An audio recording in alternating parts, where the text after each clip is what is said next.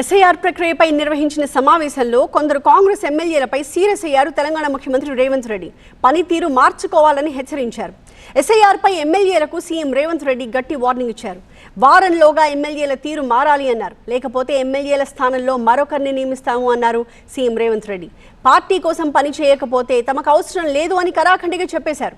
ఈ విషయంలో ఎంత పెద్దవారైనా ఉపేక్షించేది లేదన్నారు. ఇన్ఛార్జ్ మంత్రులు బాధ్యతలు తీసుకోవాలని, జిల్లాల వారీగా తాము చూడడం లేదని అనుకుంటున్నారని చెప్పారు. తాము అన్నీ నోట్ చేసుకుంటున్నామన్నారు ముఖ్యమంత్రి. ఆదిలాబాద్లో బీఆర్ఎస్ 4 సమావేశాలు పెడితే కాంగ్రెస్ 3 సమావేశాలు ఏర్పాటు చేసింది. కొత్తగూడెంలో బీజేపీ 8 సమావేశాలు ఏర్పాటు చేసింది. బీజేపీ నామమాత్రంగా ఉన్న సమావేశాలు పెట్టింది.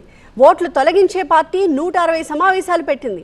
అధికారంలో ఉన్న మనం వెనకబడిపోయాం అన్నారు ముఖ్యమంత్రి రేవంత్. మరోవైపు చాలా మంది ఎమ్మెల్యేలు నిర్లక్ష్యం వహిస్తున్నారంటూ ఆగ్రహం వ్యక్తం చేశారు టీపీసీసీ చీఫ్.